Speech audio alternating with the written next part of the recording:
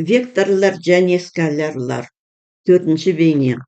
Бұл бейнеде біз келесі тақырыптарды қарастырамыз. Векторды санға көбейту, векторлардың скалярлық көбейтіндісі, векторлардың векторлық көбейтіндісі. Векторды санға көбейту. А векторды 2-ге көбейттік. 2А вектор А векторге бағыттас, ұзындығы 2 есе артады. Векторды 0,5 санға көбейтсек, онда ол вектор А векторге бағыттас болады, ұзындығы 2 есе азаяды. Егер біз векторды теріс санға көбейтсек, онда вектордың бағыты қарама-қарсы бағытталады, ал мынау мысалда вектордың ұзындығы 2 есе азаяды. Векторлардың скалярлық көбейтіндісі. А және Б векторларының скалярлық көбейтіндісі скалярлық сан С. А вектор көбейтілген Б вектор скалярлық көбейтіндісі тең С, тең А көбейтілген Б косинус осы вектордың арасындағы бұрыштың косинусы. А дегеніміз А вектордың модулі, Б вектордың модулі. Егер векторлардың арасындағы бұрыш сүйір болса, онда векторлардың скалярлық көбейтіндісі 10 болады. Бұрыш доғал болса, онда теріс болады. Егер векторлар бір-біріне перпендикуляр болса, яғни олардың арасындағы бұрыш тік болса, онда осы векторлардың скалярлық көбейтіндісі 0-ге тең болады. Вектордың квадраты әрқашан вектордың өзіне скаляр көбейтіндісін білдіреді. А вектордың квадраты, ол яғни А векторды А векторге көбейтеміз. Вектордың скалярлық көбейтіндісінің анықтамасы бойынша ол А көбейтілген А және осы векторлардың арасындағы бұрыштың косинусы. Векторлардың арасындағы бұрыш 0 градуске тең, 0 градустың косинусы 1-ге тең, осыдан А квадрат пайда болады. А квадрат тең J квадрат тең K квадрат 1-ге тең. А көбейтілген K 0, J көбейтілген K 0, J көбейтілген I 0. Өйткені бұл векторлардың арасындағы бұрыш 90 градус, 90 градустың косинусы 0-ге тең. Скаляр көбейтіндісі коммутативті. А көбейтілген Б тең Б көбейтілген А. Өзіңізді тексеріңіз, дәлелдеңіз. А көбейтілген Б скалярлық көбейтіндісі тең AX BX плюс AY BY плюс AZ BZ. Видеоны тоқтатыңыз, тапсырманы орындаңыз, одан кейін жауабыңызды тексеріңіз. Жауабы: А вектор көбейтілген Б вектор. А және Б векторлардың көбейтіндісін табу үшін екі жақшадағы өрнектерді көбейтеміз. Бірінші жақшадағы өрнек ол А векторы, екінші жақшадағы өрнек ол Б векторы. Осылай көбейтеміз. Ескереміз. А көбейтілген тең J көбейтілген J тең K көбейтілген K тең 1. Осыны ескереміз. Бірақ I көбейтілген J, I көбейтілген K тағы басқа 0. Мына жерде А көбейтілген Б скалярлық көбейтіндісі тең болады AX BX плюс AY BY плюс AZ BZ. Өзіңізді тексеріңіз. Векторлар арасындағы бұрышты табу керек. Мынау екі вектор берілген, А вектор және Б вектор. Енді осы екі векторлардың арасындағы бұрышты табу керек. Жауабы А көбейтілген Б тең, анықтамасын жаздық. Осыдан косинус альфа тең мынаған. А дегеніміз А вектордың модулі, Б дегеніміз Б вектордың модулі. Суреттен А және Б векторларының проекцияларын табамыз. Мынау суреттен берілген векторлердің проекциясын табамыз. А вектордың проекциясы -4-тен -2 аламыз. -2 болады. Y проекциясы -2-ден -4, -6 болды. Б вектордың проекциялары Bx проекциясы 10, By проекциясы да 10. Bx проекциясы 4-тен -2 алдық.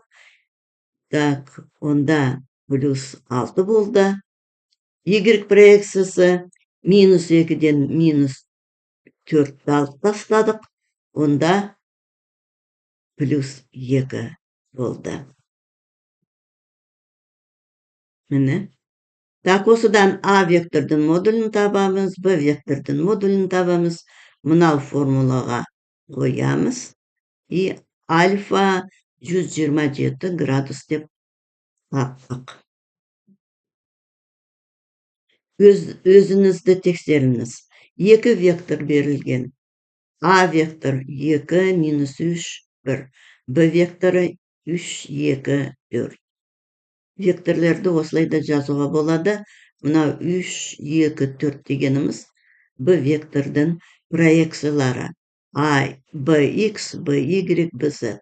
Мынау А вектордың проекциялары. Ax, Ay, Az. Бұл векторлар перпендикуляр ма?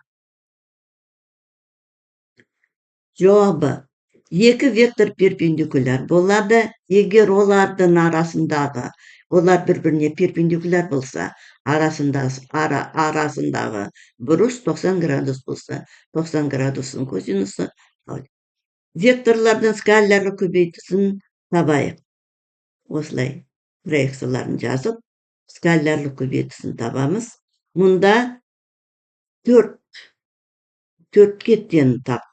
Скалялар көбейтіндісі 4-ке тең деп таптық. Ол 0-ге тең емес. Векторлар перпендикуляр емес. Көбейтіндісі 10 мәнге ие. Олардың арасындағы бұрыш 90 градустан кіші. Векторлар бір бағытта бағытталған, бірақ бір-біріне перпендикуляр емес.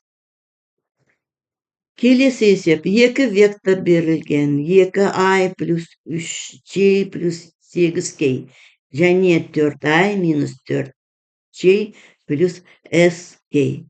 Мынау s-тің мәнін табу керек. Векторлар бір-біріне перпендикуляр. Жауабы. Екі вектор бір-біріне перпендикуляр, егер мынау 0-ге тең болса. Скалярлық көбейтіндісін табайық. Осыдан с тең 0,5. Өзіңізді тексеріңіз.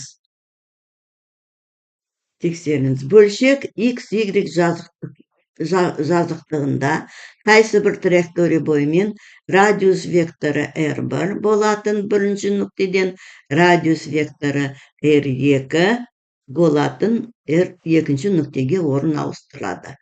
Осы кезде оған кейбір күштер әсер етеді. Олардың біреуі f-тен 3i плюс 4j. F күштің атқарған жұмысын табыңыз. Мұндағы R1, R2 және F C жүйесінде берілген.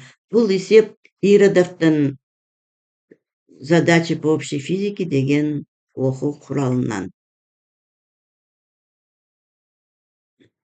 Жауабы.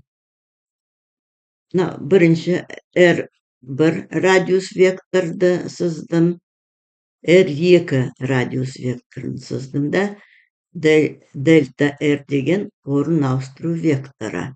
Жолдың басын, жолдың соңғы нүктесін қосатын вектор орын ауыстыру векторы. F күштің бағытын көрсеттім. Орын ауыстыру векторы R2 минус R1 векторлар.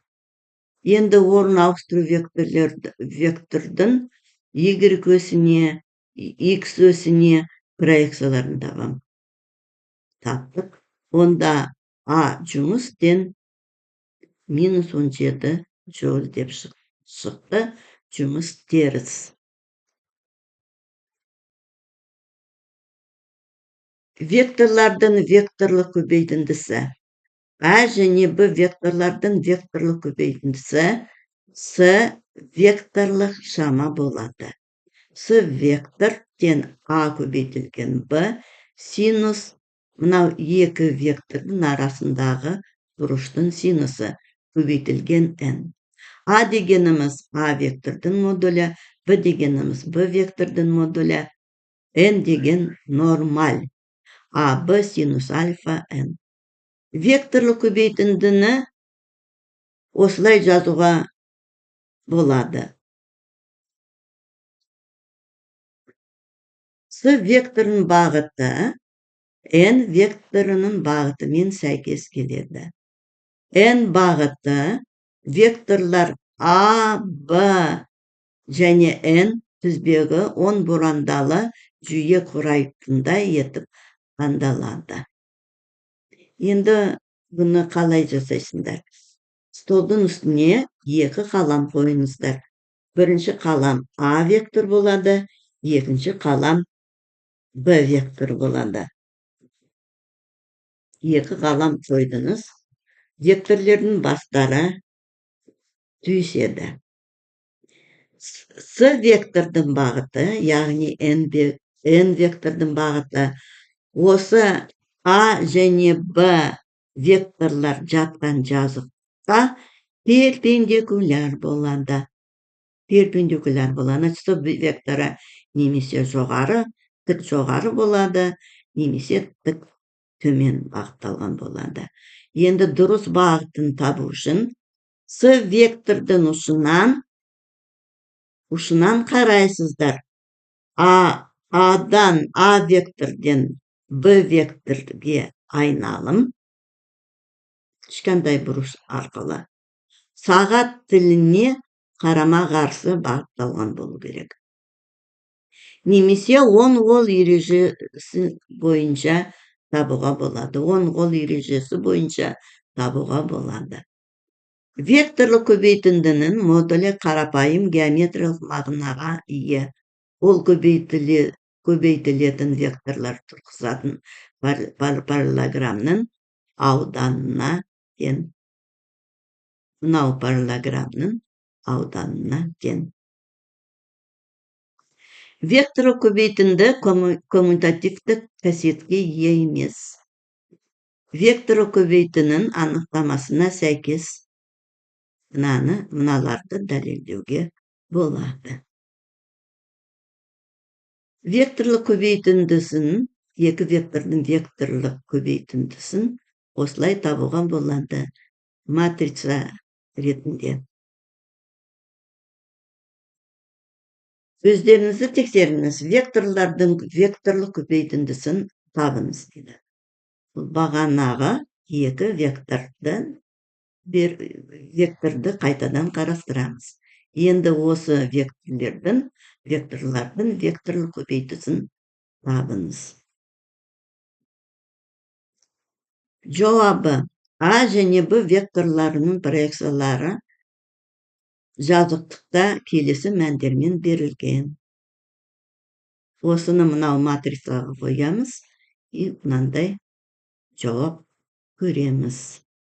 С вектор тен А көбейтілген Б, К мен бағыттас Z өстін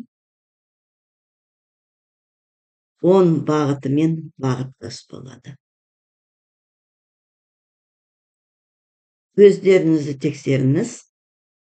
бұл есепті өздеріңіз шығарыңыз. Осымен видео бітті. Назарларыңызға рахмет.